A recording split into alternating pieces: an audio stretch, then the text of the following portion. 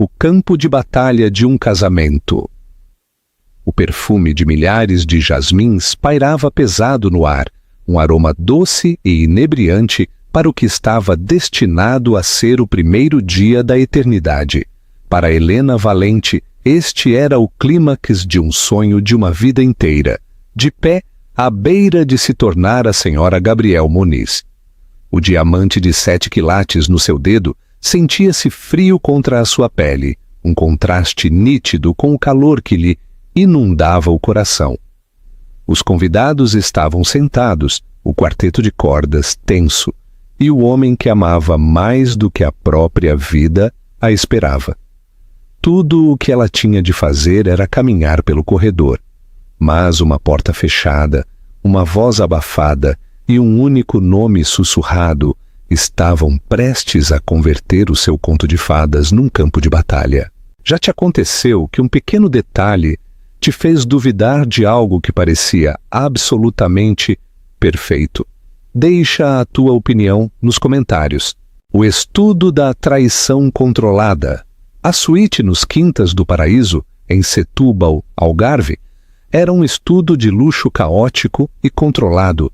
A luz do sol, densa e dourada como o chardonnay local, filtrava-se pelas portas francesas do chão ao teto, iluminando as partículas de pó que dançavam no ar como minúsculos duendes festivos.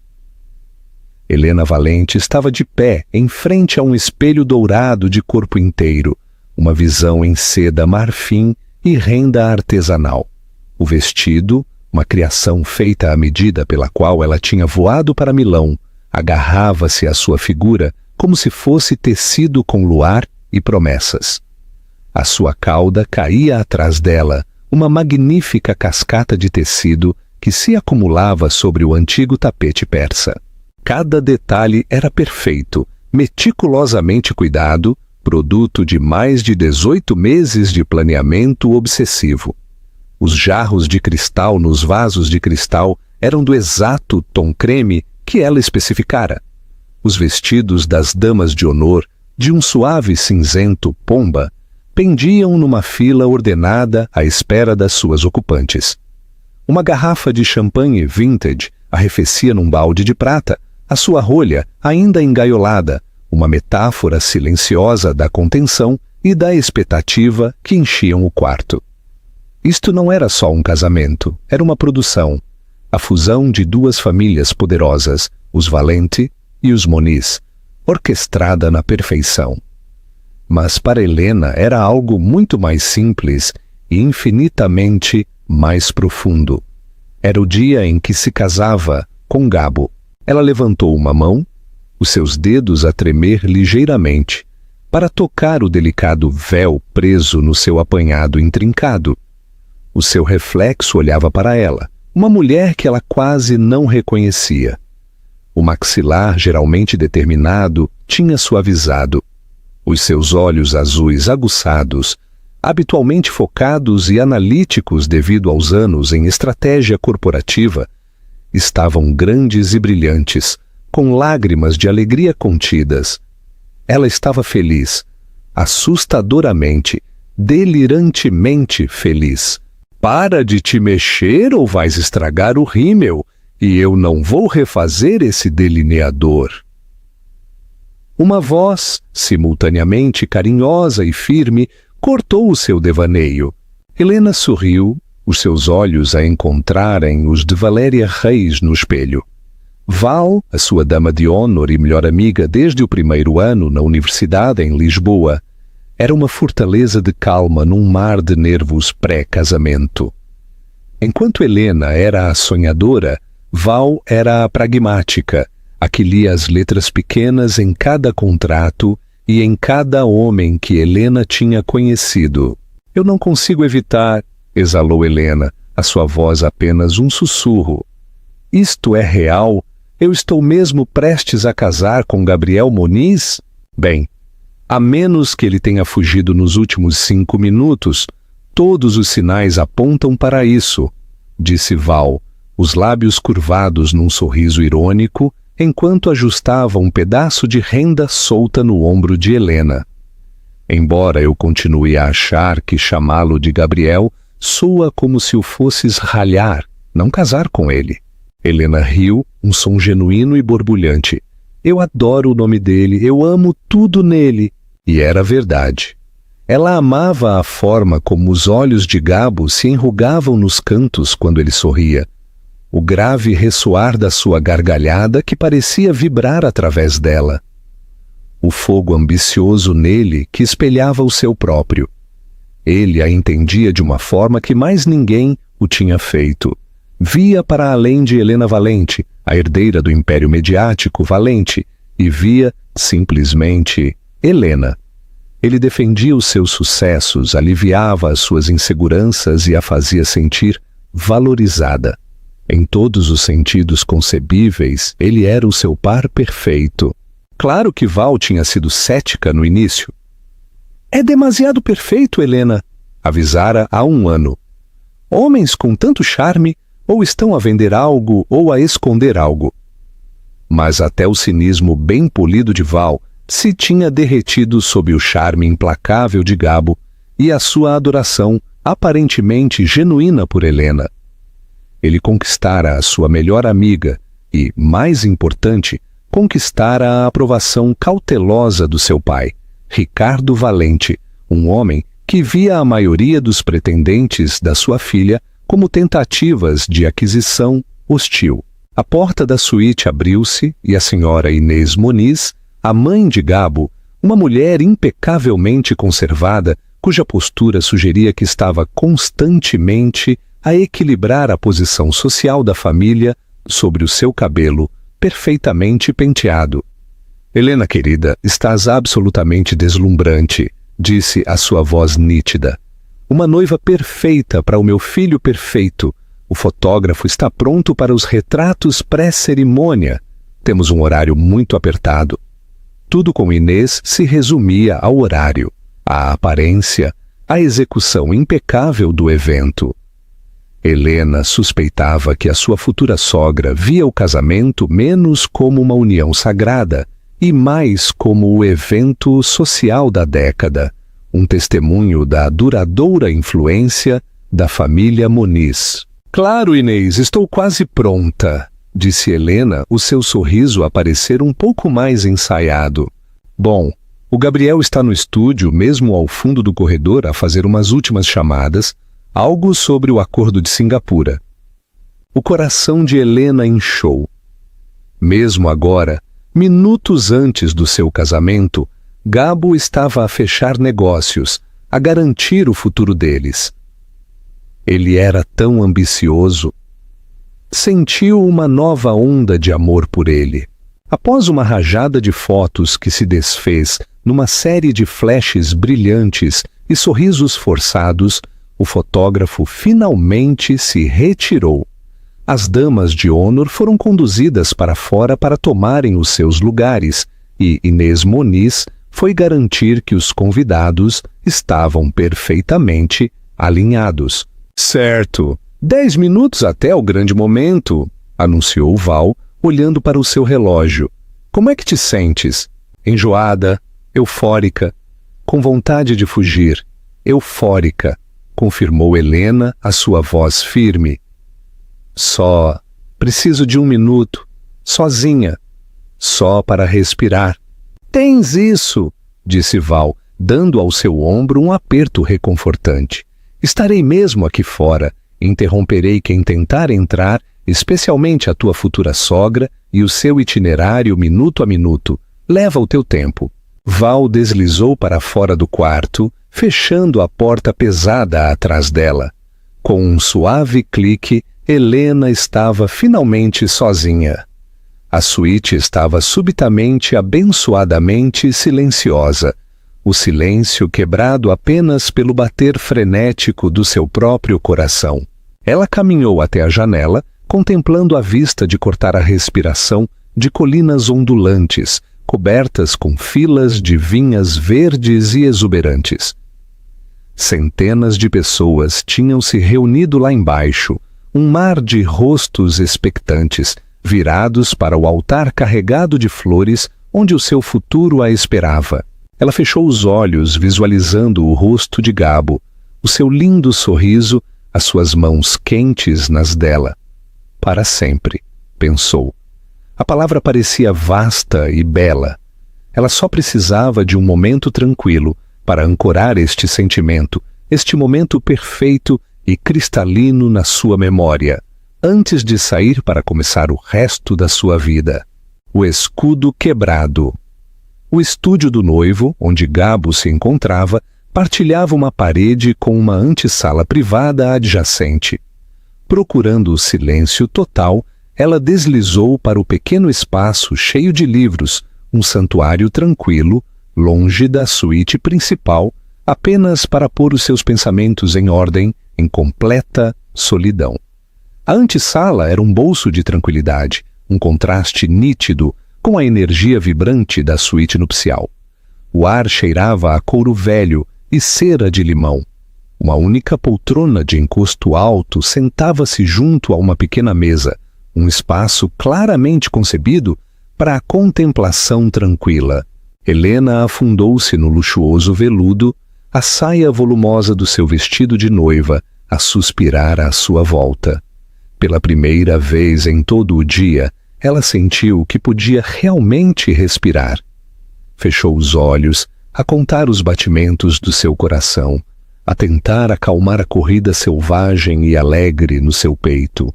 1, 2, 3, 4. O silêncio que ela ansiava foi subitamente quebrado. Não era alto, apenas um murmúrio baixo do outro lado da parede. A parede que ligava ao estúdio privado do noivo. A voz de Gabo. Um sorriso suave e involuntário tocou os lábios de Helena. Ele ainda estava lá. Ela o imaginou a andar de um lado para o outro, bonito e incrivelmente elegante no seu smoking feito à medida, talvez a praticar os seus votos uma última vez. O pensamento era tão cativante que lhe doeu o coração de afeição. Ela encostou a cabeça ao encosto da cadeira, contente por apenas ouvir a cadência da sua voz, o timbre familiar que era o seu som favorito no mundo. Mas o tom estava errado. Não era a energia ligeiramente nervosa e excitada que ela teria esperado. Era baixo, íntimo e estranhamente tranquilizador. A forma como se fala quando se tenta acalmar uma situação turbulenta. Havia um toque de algo que ela não conseguia identificar, algo clandestino. A curiosidade, tênue no início, depois aguda e insistente, a picou. Isto era tolice. Provavelmente era apenas uma chamada de última hora com o seu melhor amigo, Javier, a rever algum detalhe final. Ainda assim, ela deu por si a levantar-se da cadeira. Os seus chinelos de seda não faziam barulho no tapete grosso. Ela moveu-se em direção à parede partilhada, atraída por um puxão inexplicável. Havia uma antiga e ornamentada grelha de ventilação embutida na parede, uma relíquia da construção original da quinta, e o som filtrava-se através dela com mais clareza. Ela hesitou apenas um segundo antes de pressionar suavemente o seu ouvido contra a parede fria e pintada ao lado dela. Não é difícil, mas tens de confiar em mim, Gabo estava a dizer. A sua voz era uma carícia baixa, uma fita de veludo de som que ele usara com ela 1000 vezes em telefonemas noturnos. Apenas por mais umas horas. Está tudo a correr exatamente como planeado. A quem estaria ele a falar com tanta ternura? Helena franziu a testa. Ele devia estar a falar sobre o acordo de Singapura que Inês tinha mencionado. A sua dedicação era admirável, mas não podia ele ter esperado até depois da lua de mel? Houve uma pausa e Helena esforçou-se para ouvir o outro lado da conversa, mas era impossível. Estava no telemóvel.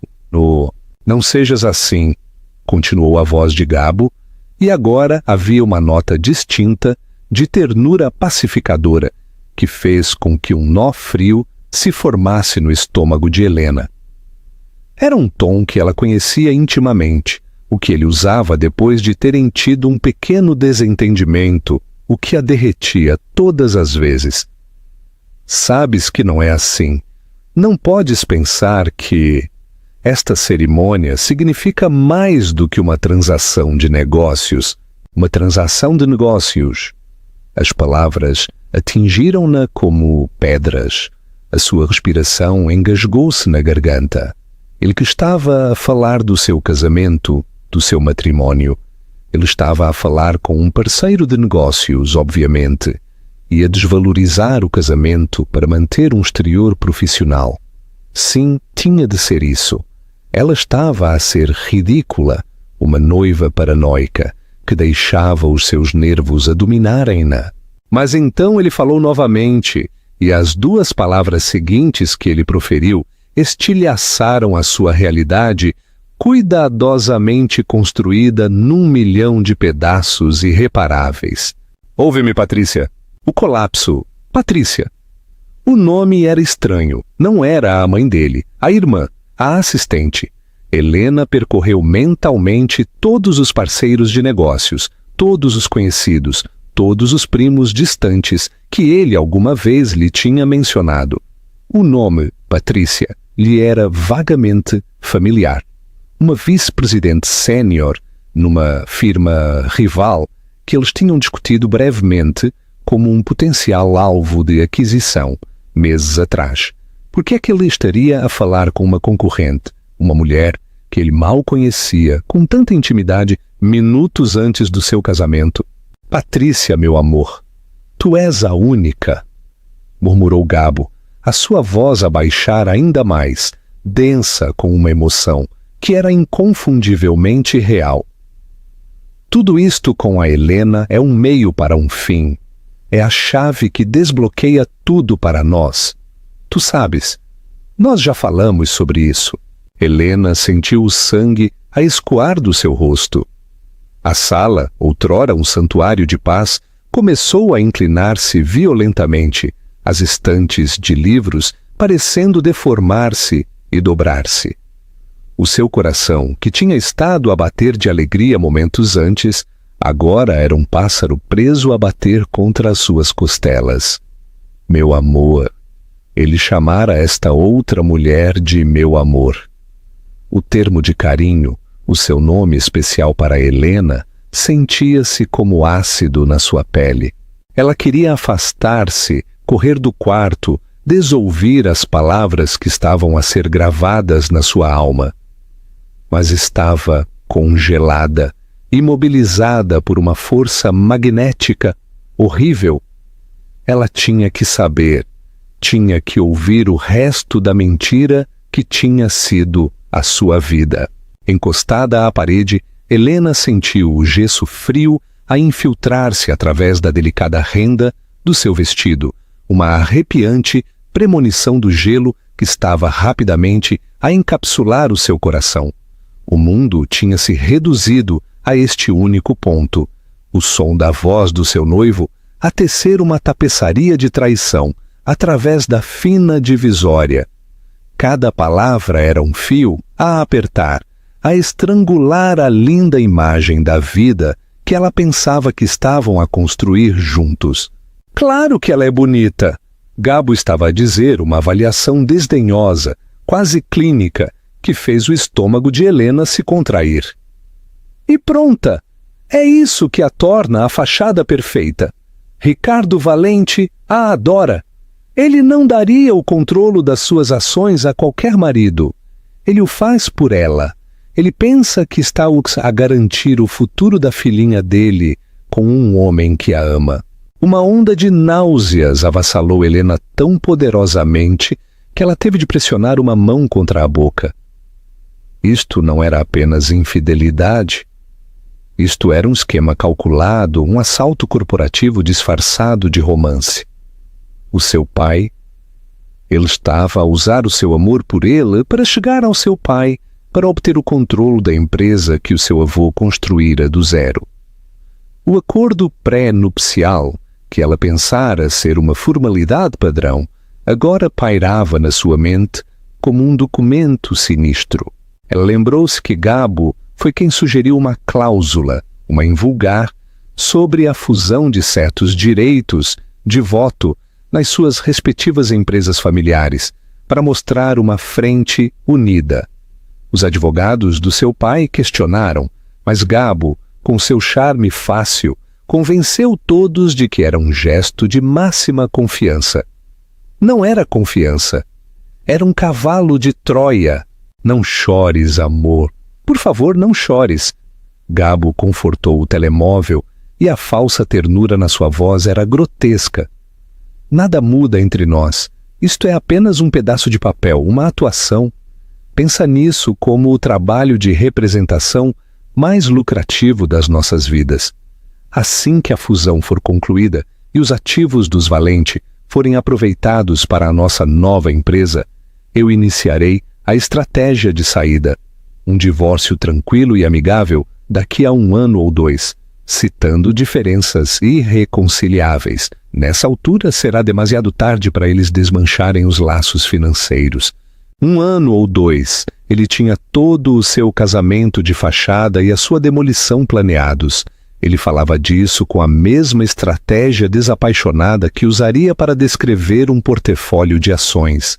Ele viveria com ela, dormiria com ela, fingiria amá-la por até 2 anos, tudo enquanto o seu coração pertencia a esta Patrícia. E a sua ambição pertencia ao legado da família dela. Helena pensou em toda a sua relação, o romance turbulento, os grandes gestos, as declarações de amor perfeitamente sincronizadas. Tinha sido algo disso real? A viagem à Toscana, onde ele a pedira em casamento ao pôr do sol. Estaria ele a pensar em Patrícia, então? As noites em que ele a abraçava e lhe sussurrava sobre o futuro deles, os seus filhos. Teria sido tudo um guião meticulosamente ensaiado? Uma clareza fria e horrível a invadiu. Ela viu tudo agora. A forma como ele subtilmente dirigia as conversas para os negócios do pai dela. O seu interesse casual nos lucros do 3º trimestre da empresa. A forma como ele se integrara sem problemas em todas as facetas da sua vida, pessoal e profissional. Ele não era um parceiro, era um infiltrado. "Eu tenho de ir", disse Gabo, a sua voz a ficar um pouco mais apressada. "A música está prestes a começar. O meu melhor amigo, Javier, provavelmente estava a ter um ataque de pânico a perguntar-se onde eu estou. Tenha apenas paciência. Eu te vejo esta noite." Um som sufocado e estrangulado escapou dos lábios de Helena. Esta noite? Ele ia deixar a sua própria recepção de casamento para se encontrar com a amante. A ousadia descarada disso era espantosa. "Sim, esta noite", confirmou Gabo, como se estivesse a responder ao seu grito silencioso e horrorizado. "O nosso sítio habitual. Por volta da 00:30 eu digo a Helena que tenho de fazer uma teleconferência com o escritório de Tóquio. Ela vai acreditar. Ela acredita em tudo." A última frase foi o golpe de misericórdia. Estava impregnada de um desprezo casual, uma superioridade presunçosa que revelava a verdadeira profundidade do seu engano. Ele não só a traiu, ele não a respeitava, ele a via como um peão ingênuo e crédulo no seu jogo elaborado. O amor que ela sentia, a confiança que ela lhe tinha dado tão livremente, era aos olhos dele uma fraqueza a ser explorada. "Eu te amo, Patrícia", murmurou as últimas 3 palavras. "Só a ti, sempre." Helena cambaleou para trás, a sua mão a voar para o seu peito, como se para segurar fisicamente o seu coração. A sala estava a girar mais depressa agora, as bordas a desfocarem-se num nevoeiro cinzento. O lindo e caro vestido parecia uma mortalha. O diamante de 7 quilates no seu dedo sentia-se tão pesado e tão frio quanto uma lápide. A música alegre que tinha começado a chegar do pátio, as notas suaves e esperançosas do quarteto de cordas que assinalavam o início da cerimônia, soavam como uma marcha fúnebre. O seu dia de casamento, o dia em que a sua vida deveria começar.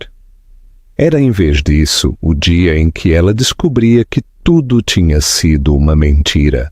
Por um longo e silencioso momento, Helena não conseguiu fazer mais nada senão ficar de pé no centro da antessala, o seu corpo rígido de choque. O ar que inalava para os seus pulmões parecia rarefeito e inútil, sem oferecer oxigênio ao seu cérebro que sufocava. O mundo fora do pequeno quarto, os convidados, a música, o homem à espera no altar, parecia estar a acontecer numa dimensão diferente. Uma realidade distante e abafada da qual ela já não fazia parte. A sua própria realidade tinha se desmoronado, deixando apenas o eco ressonante das palavras de Gabo. Ela acredita em tudo. O contra-ataque da coroa. Um violento tremor começou nas suas mãos e espalhou-se pelo seu corpo. Ela olhou para a sua mão esquerda, para o magnífico diamante que Gabo tinha colocado ali. Não era um símbolo de amor.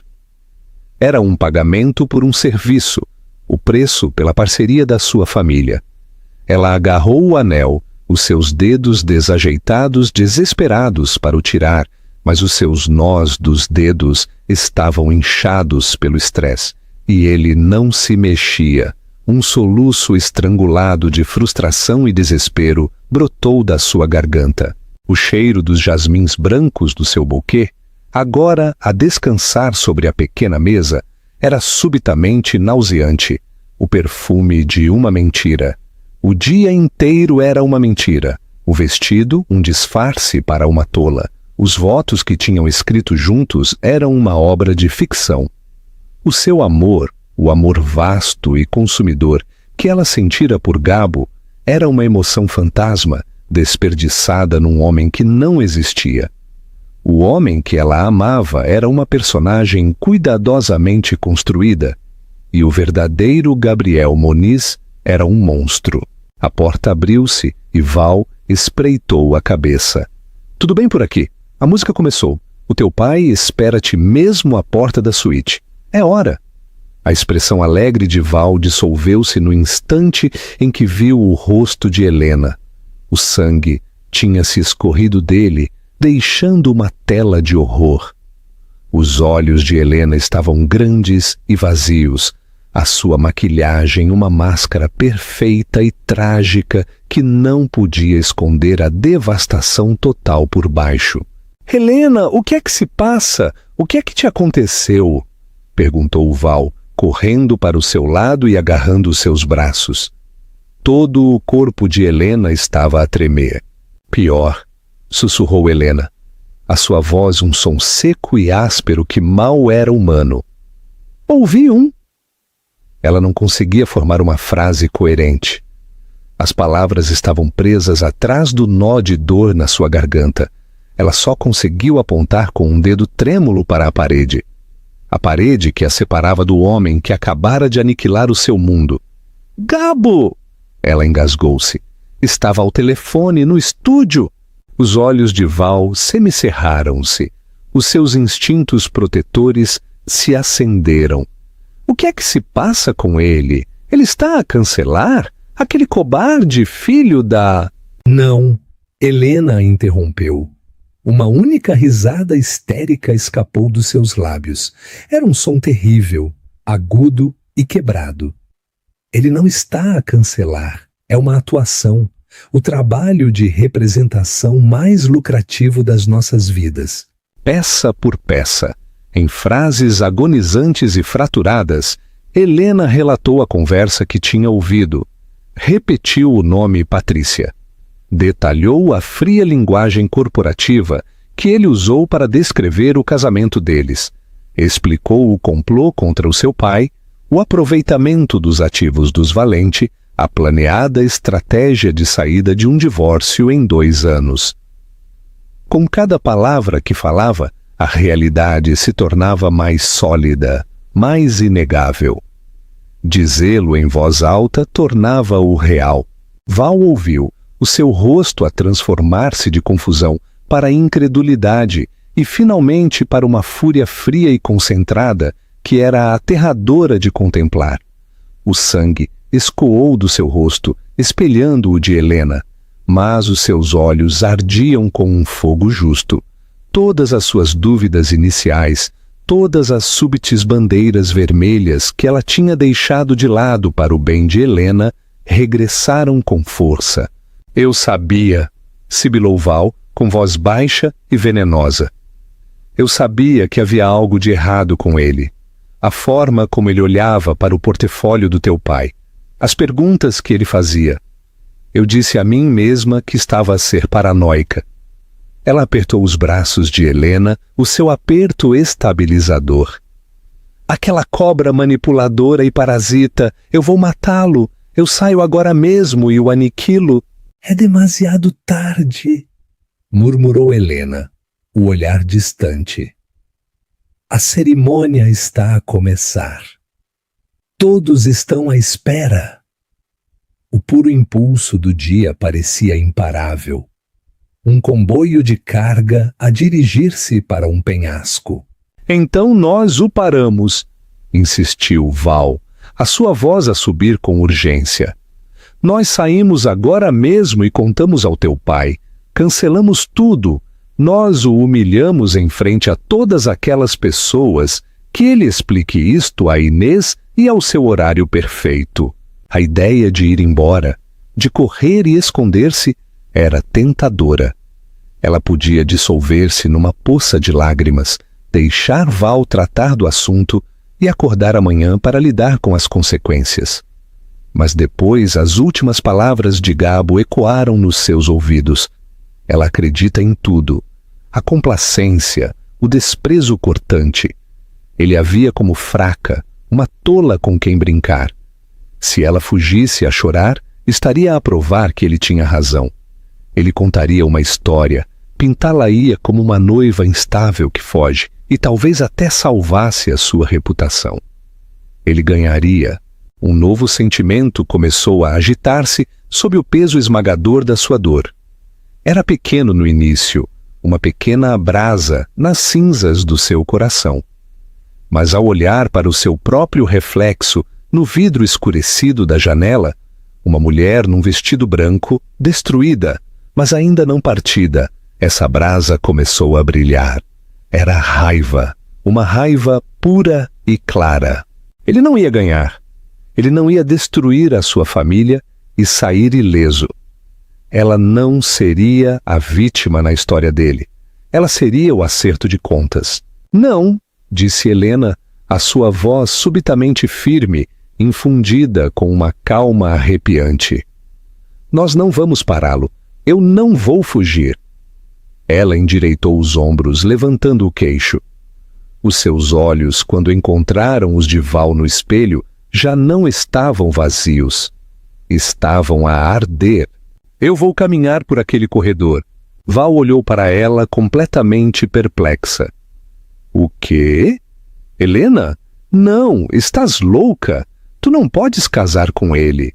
Não podes ficar lá e dizer votos àquele monstro.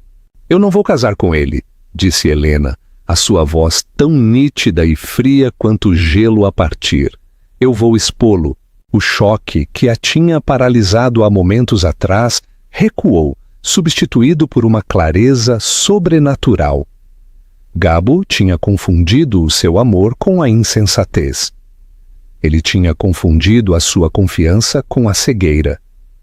Ela estava prestes a descobrir o quão devastadoramente enganado ele estava. Ele quer uma atuação. Os lábios de Helena curvaram-se num sorriso amargo e sem alegria.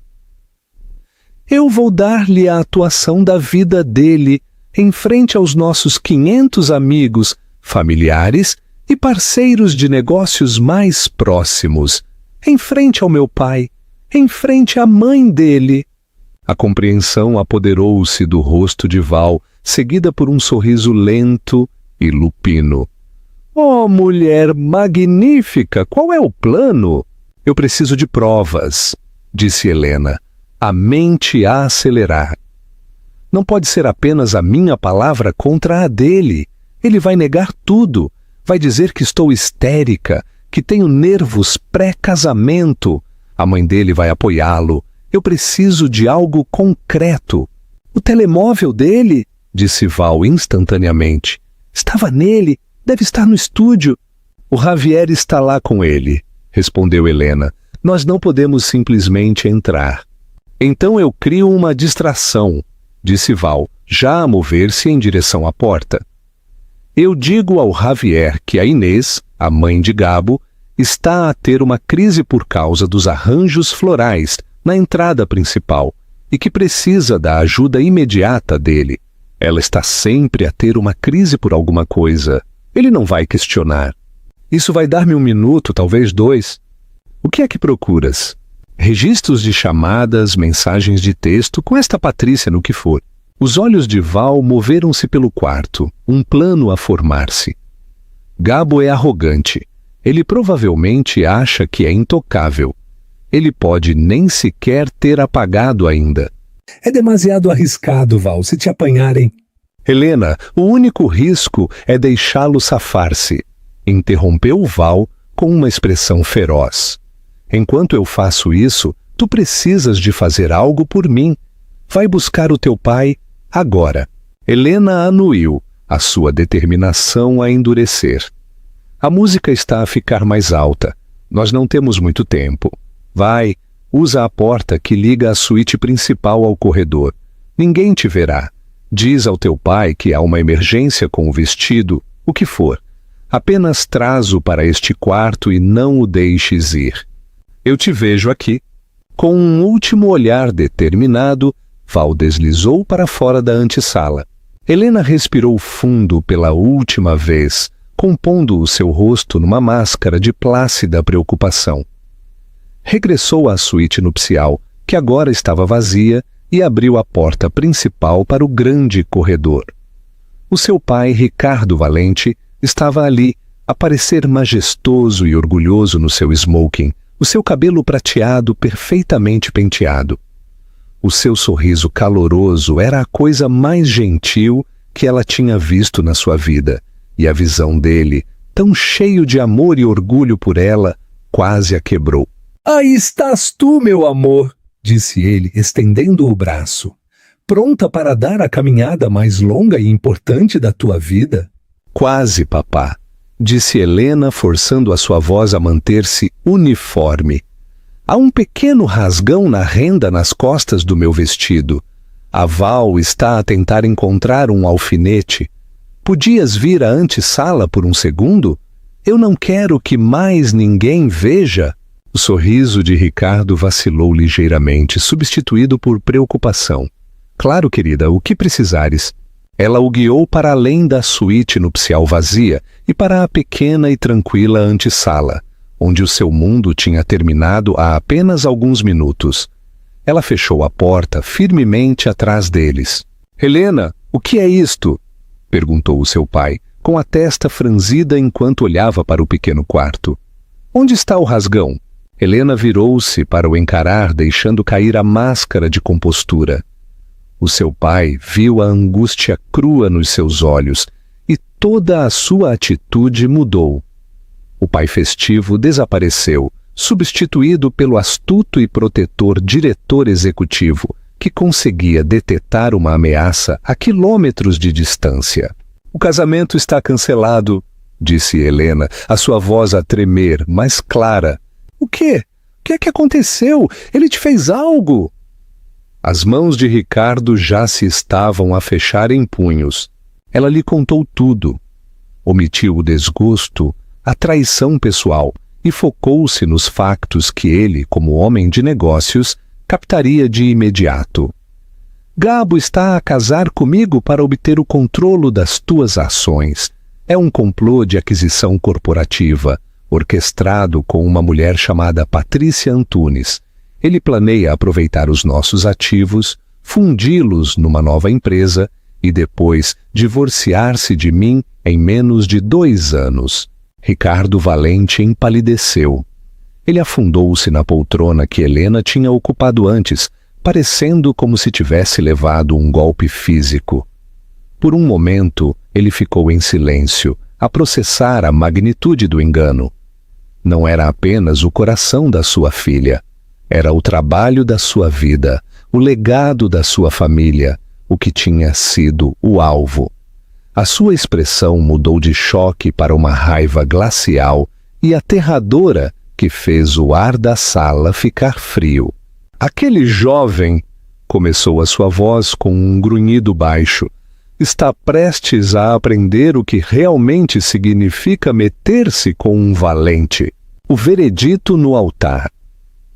Nesse momento, a porta abriu-se silenciosamente e Val deslizou de volta para o quarto. O seu rosto pálido, mas os seus olhos triunfantes. Ela segurava a sua pequena mala enfeitada. "Conseguiste?" exalou Helena. "Melhor", Val sussurrou, a sua voz a tremer de adrenalina. O laptop dele. Estava aberto na secretária dele. Tem um programa que grava automaticamente as suas chamadas de negócios para controlo de qualidade. Ele deve-se ter esquecido de o desligar. Tenho a conversa completa de 10 minutos cada palavra. Helena olhou da pendrive na mão de Val para a fúria a arder nos olhos do seu pai. A peça final do seu plano acabava de se encaixar. O quarteto de cordas lá fora intensificou-se, a tocar os primeiros compassos da marcha nupcial. Era a hora. Ricardo pôs-se de pé, as suas costas rigidamente direitas. Olhou para a sua filha, os seus olhos cheios de uma mistura de imensa dor por ela e orgulho ilimitado. Ele estendeu-lhe o braço.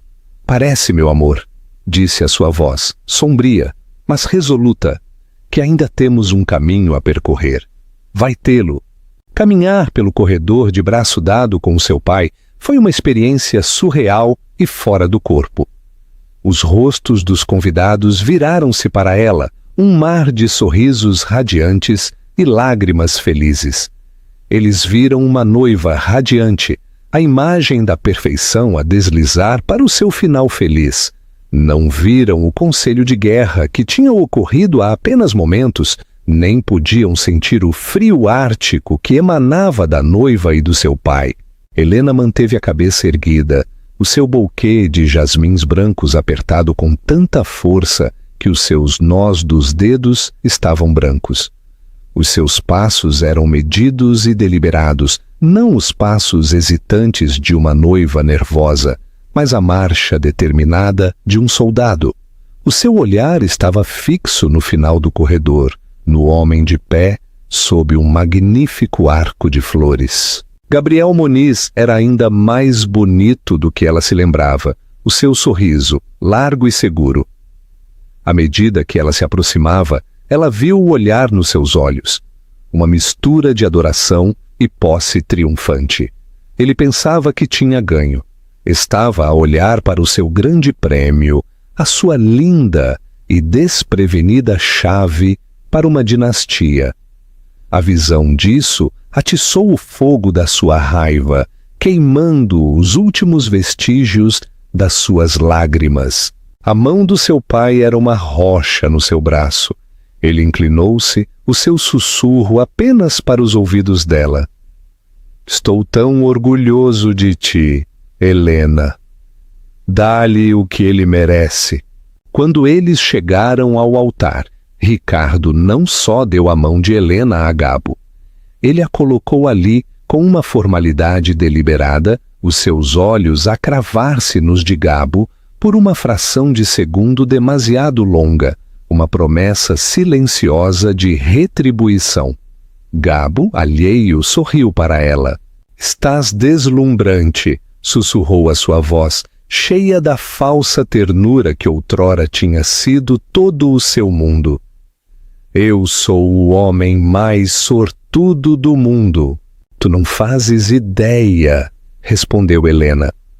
A sua voz suave, o seu sorriso uma imitação arrepiantemente perfeita da de uma noiva feliz. O sorriso dele vacilou por um segundo, confuso com o seu tom, mas o celebrante começou a falar e o momento passou. A cerimônia começou. As palavras passaram sobre Helena, banalidades sobre o amor, a confiança e o para sempre. Ela ficou perfeitamente quieta, uma estátua de mármore de uma noiva, os seus olhos nunca deixando o rosto de Gabo. Ele pareceu sentir uma mudança na atmosfera. O seu sorriso confiante apertou-se nos cantos ao encontrar o olhar gélido dela. Ele mexeu-se com os punhos, um vislumbre de incerteza nos seus olhos.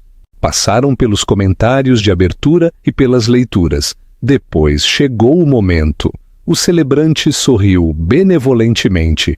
Antes que estes dois se unam em matrimônio, se houver alguém presente que tenha justa causa para crer que não devem casar, que fale agora ou se cale para sempre. Uma pausa dramática tradicional. Os convidados mexeram-se, alguns tossiram educadamente. No silêncio, Helena, que se supunha ser a imagem da aquiescência silenciosa, deu um pequeno e libertador passo em frente e levantou a mão. Um suspiro coletivo se espalhou pela multidão. Começou como um murmúrio e transformou-se numa onda de sussurros chocados. O rosto de Gabo congelou. O sangue escoou dele. A sua máscara de noivo encantador partiu-se num milhão de pedaços.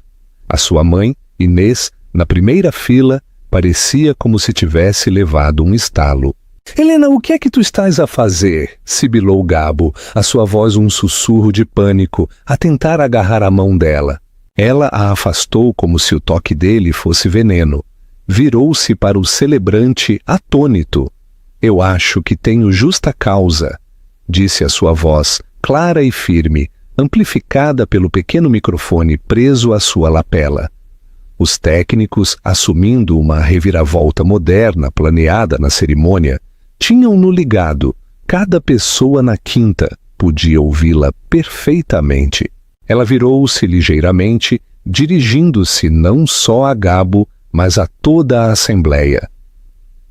Gostaria de agradecer a todos por terem vindo hoje para celebrar esta união.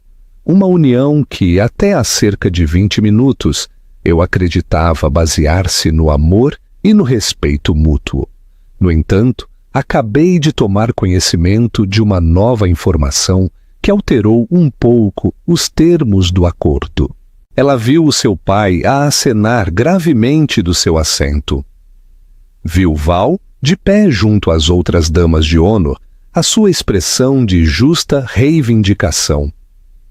Os olhos de Helena encontraram os de Gabo novamente. Os dele estavam arregalados, com um horror crescente e incredulidade. «Vejam», continuou, a sua voz a escorrer desprezo. «Eu sempre pensei que o apelido do meu noivo para mim era meu amor. Um pouco sem originalidade, talvez, mas eu apreciava-o. Imaginem a minha surpresa quando descobri, mesmo antes de caminhar por este corredor, que ele reserva esse mesmo termo de carinho para outra mulher. Uma mulher chamada Patrícia Antunes. O nome pairou no ar. Gabo estremeceu como se tivesse levado um tiro. Ele abriu a boca, mas não saiu nenhuma palavra. Mas a simples infidelidade eu poderia ter perdoado, continuou Helena, a sua voz a subir de poder. O que eu acho um pouco mais difícil de ignorar é a razão para este casamento. Gabo chamou-lhe uma transação de negócios, um meio para um fim, o trabalho de representação mais lucrativo das nossas vidas. As palavras dele, não as minhas. Ela deu um passo mais perto dele. A sua voz baixou para um sussurro conspiratório que o microfone levou a todos os cantos da audiência atônita.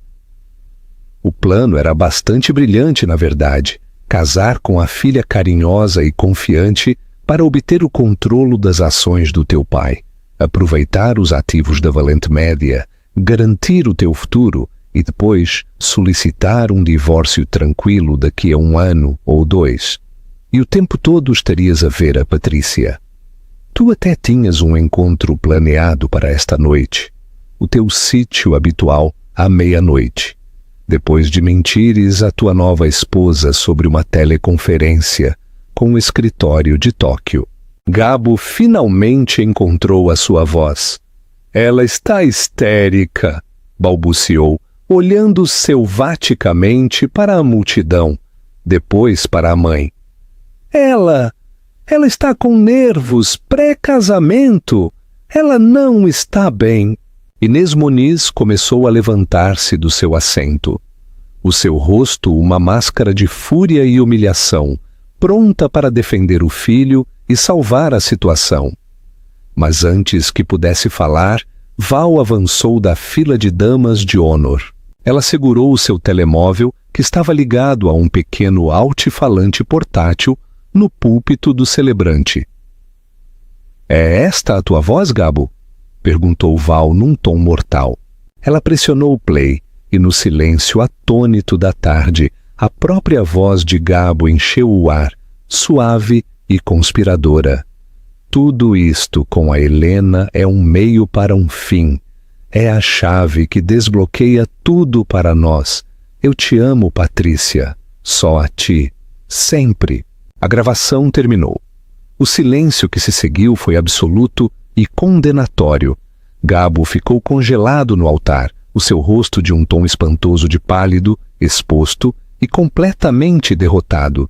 A gravação da sua própria voz, a sua própria traição íntima, era uma prova inegável. O charme, a confiança, a fachada cuidadosamente construída tinham sido despidos, deixando para trás um trapaceiro comum e patético. Ele olhou desesperadamente para a mãe, mas Inês já não o olhava com orgulho maternal. O seu rosto era uma tempestade de humilhação pública. O seu filho não só tinha sido infiel, tinha sido apanhado, tinha convertido o nome da família Moniz no alvo de chacota em frente à mesma sociedade que passara a vida a cultivar. O seu horror não era pela sua alma, mas pelo seu status. Ricardo Valente levantou-se do seu assento na primeira fila, a sua presença a impor atenção imediata. Ele não olhou para Gabo. Dirigiu-se aos convidados, a sua voz a ecoar com a autoridade de um homem que tinha construído um império. A partir deste momento, anunciou, as suas palavras nítidas e finais. Valente Média e todas as suas subsidiárias estão a quebrar todos e quaisquer laços, presentes e futuros, com a Moniz Indústrias. Qualquer joint venture fica por este meio terminada. A nossa equipa jurídica entrará em contato. Cada frase foi um golpe de martelo, desmantelando pública e profissionalmente as ambições da família Moniz. Foi uma execução corporativa, realizada em plena luz do dia. Gabo finalmente olhou para Helena, uma expressão desesperada e suplicante no seu rosto. Helena, por favor, podemos falar sobre isto? Não faças isto. Helena olhou para o homem com quem quase se casara e pela primeira vez não sentiu nada. Nem amor, nem ódio, nem sequer pena. Havia apenas um espaço vasto e vazio onde os seus sentimentos por ele costumavam estar. Era um estranho, uma proposta de negócio falhada. Lentamente, ela começou a tirar as suas luvas de seda branca. Depois, com uma força que não sabia que possuía, ela rodou o diamante de 7 quilates no seu dedo. Finalmente soltou-se. Ela o segurou, deixando-o captar a luz da tarde, um símbolo brilhante de uma mentira tóxica. Ela olhou diretamente nos olhos dele. A empresa do meu pai, o legado da minha família, a minha confiança. Tu pensaste que este era o preço por tudo isso? Ela abriu a palma da mão e deixou cair o anel. Caiu nos degraus de pedra do altar com um pequeno e definitivo tilintar, um som de finalidade que ressoou por toda a quinta. Tu não és rico o suficiente para comprar o meu coração. Sem outra palavra, sem um único olhar para trás, Helena se virou. Recolheu a saia do seu magnífico vestido, o que ela escolhera para uma vida que já não existia, e começou a caminhar. Não a correr, a caminhar, de volta pelo corredor que acabara de acender. Desta vez, os rostos dos convidados eram um borrão de choque, espanto e, para muitos, profundo respeito. Ela não era uma noiva abandonada, a fugir envergonhada. Era uma rainha que abdicava de um trono corrupto, de cabeça erguida, as costas direitas. O seu pai e Val se puseram ao seu lado quando ela chegou ao final do corredor. Eles não falaram, não precisavam, simplesmente formaram uma parede protetora à sua volta, a sua presença um testemunho silencioso do amor que era real e duradouro. Ao sair da sombra do dossel de casamento e entrar na luz do sol brilhante e não filtrada, Helena respirou fundo, o ar limpo pela primeira vez. O cheiro dos jasmins já não lhe parecia enjoativo.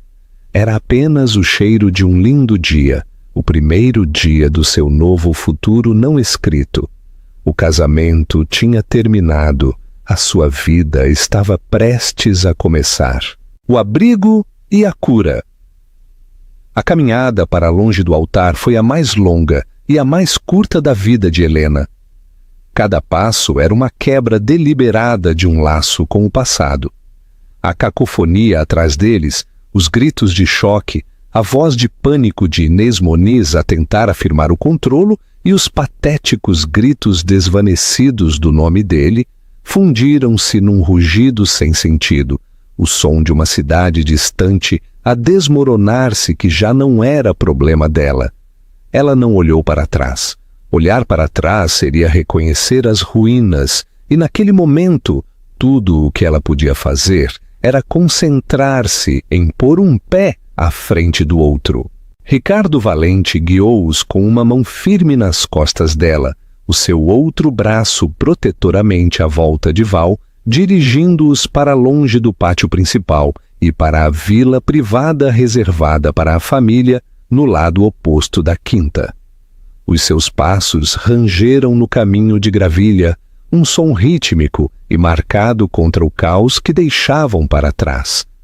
Alguns dos guardas de segurança da quinta, alertados por Ricardo com um único gesto brusco, materializaram-se à volta deles, formando um perímetro silencioso e intransponível.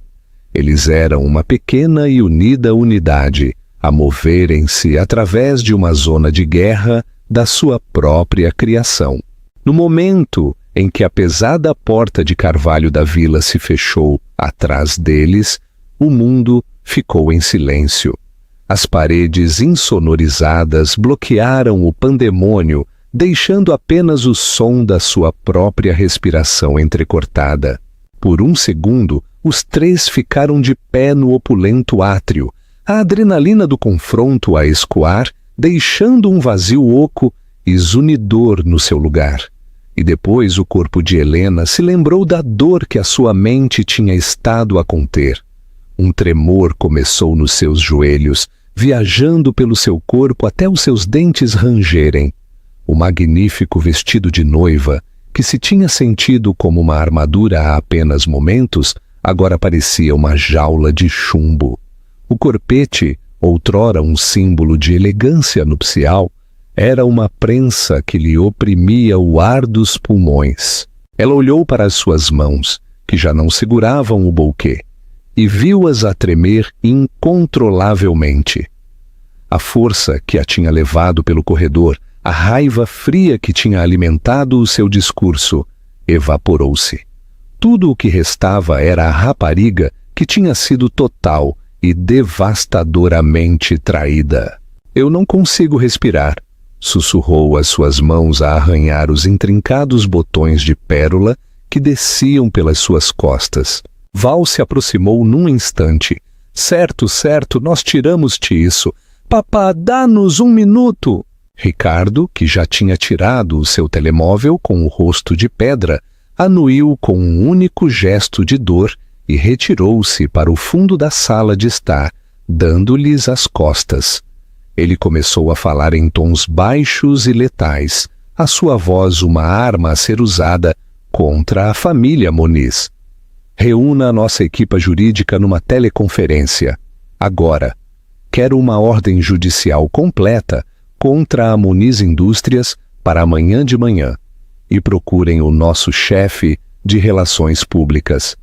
Não me importa que seja sábado.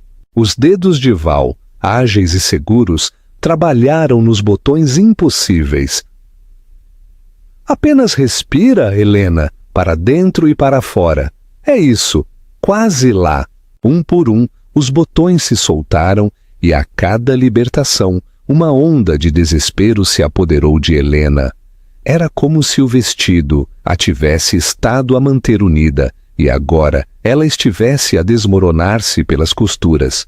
Quando Val finalmente tirou a pesada seda e renda dos seus ombros, deixando-o acumular-se num monte no chão, como uma nuvem caída, as pernas de Helena cederam. Ela desabou num sofá de veludo, um soluço cru e gutural a brotar da sua garganta. Não era um grito de raiva, era um som de profunda perda. Ela não estava apenas a chorar por Gabo, o mentiroso e o trapaceiro. Estava a chorar pelo homem que pensava que ele era. Chorou pelas memórias felizes, agora contaminadas e grotescas na sua falsidade. Chorou pelo futuro que tinha planeado meticulosamente, o lar que eles iriam construir, os filhos que ela imaginara com o sorriso dele. Estava a chorar uma morte, a morte de um sonho e a morte da mulher que ela tinha sido quando acordou naquela manhã, tão cheia de esperança e amor. Val se ajoelhou em frente a ela, abraçando-a. Não ofereceu banalidades nem tranquilidades vazias. Simplesmente a segurou, deixando Helena encharcar o ombro do seu vestido cinzento pomba com lágrimas, fornecendo uma âncora firme e silenciosa na tempestade da sua dor. Depois do que pareceu uma eternidade, os soluços acalmaram-se em respirações trêmulas. Helena se afastou, o rosto manchado, os olhos vermelhos. Ele nunca me amou, sussurrou a simples e devastadora verdade a pairar no ar. Nada disso era real. O amor que tu sentiste foi real, Helena? Disse Val com ferocidade, as suas mãos a emoldurar o rosto de Helena. O teu coração, a tua confiança, a tua esperança, tudo isso era genuíno. Ele era a farsa, ele era o vazio. Nunca deixes que ele envenene o que é bom e verdadeiro dentro de ti. Do outro lado da sala, Ricardo terminou a sua chamada. Aproximou-se, a sua expressão suavizada com a dor de um pai. Ajoelhou-se ao lado de Val, pegando na mão trêmula de Helena na sua. A segurança está a escoltar os Moniz para fora da propriedade. Os convidados estão a ser informados de uma repentina emergência familiar. A nossa equipa está a tratar dos mídia. Tu não tens de te preocupar com nada disso. Ele apertou a mão dela. Tu foste magnífica, Helena. Tu foste uma guerreira. Eu não me sinto como uma guerreira, sussurrou, olhando para o monte de seda marfim no chão. Só me sinto partida. Tu foste aberta e partida. O seu pai a corrigiu suavemente. E tu vais sarar, e vais ser mais forte do que alguma vez foste antes. Ele olhou da sua filha para a sua melhor amiga, os seus olhos cheios de gratidão. Ambas o serão. Uma frágil sensação de paz começou a instalar-se na sala. O pior tinha passado, a mentira tinha sido exposta, a atuação tinha terminado. Helena olhou para os dois rostos à sua frente, a sua amiga ferozmente leal e o seu pai inabalável. Isto era real. Este amor, este apoio, era a fortuna que Gabo nunca tinha sido inteligente o suficiente para ver. Ela tinha perdido um noivo, um futuro, uma fantasia, Mas não tinha perdido tudo. Ela nem sequer tinha perdido as coisas mais importantes. Estavam ali mesmo, ajoelhados com ela nas ruínas. O que Helena fez naquele dia não foi só por vingança. Foi um ato profundo de reclamar a sua própria história. Perante uma traição devastadora, ela recusou-se a ser a vítima. Ela escolheu a força em vez da dor, a verdade em vez da tradição, e o seu próprio valor em vez de um conto de fadas vazio. A sua caminhada de regresso por aquele corredor não foi uma fuga, foi uma coroação. Ela se coroou a si mesma, como a dona do seu próprio destino. Todos enfrentamos momentos em que o nosso mundo é abalado, onde as pessoas em quem confiamos se revelam como alguém completamente diferente. A pergunta é: o que fazemos a seguir? Desmoronamos ou levantamo-nos das cinzas, mais fortes e mais sábios? O que terias feito tu no lugar de Helena? Partilha os teus pensamentos nos comentários. Se esta história te comoveu, por favor, deixa um gosto, partilha com alguém que precise de uma história de resiliência e subscreve para mais drama da vida real.